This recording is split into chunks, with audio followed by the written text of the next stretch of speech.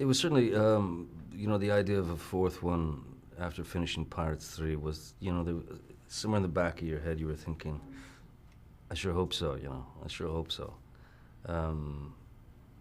So you always kind of expected that somebody would come around and go, a couple of years later, hey, you know what, we had this idea for a scenario and blah, blah, blah, which is exactly what happened, So I was very happy.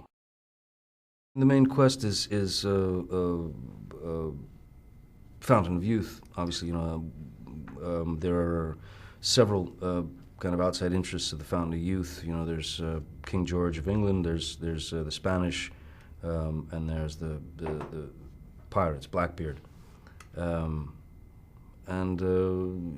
thought actually that was a great. It's something they talked about early on, when they were talking sequels. They talked about the Fountain of Youth and Ponce de Leon and stuff, and I never quite saw how they were going to pull it off, but they certainly did.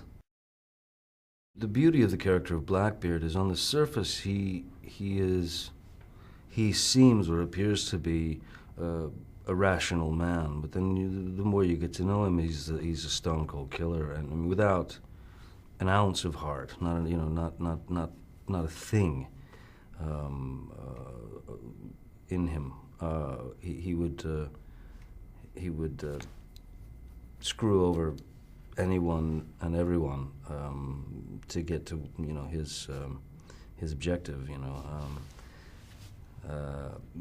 That's one of the things that makes him certainly so dangerous. But also the fact is, Blackbeard was the fiercest of them all. He was the guy who would stop at nothing and was totally unpredictable. And I don't think there's a better choice to play him than Ian McShane, certainly. Penelope plays Angelica, who is someone that Jack had contact with in the years past, and it doesn't feel like it maybe ended up all that well. It might have ended on a sour note.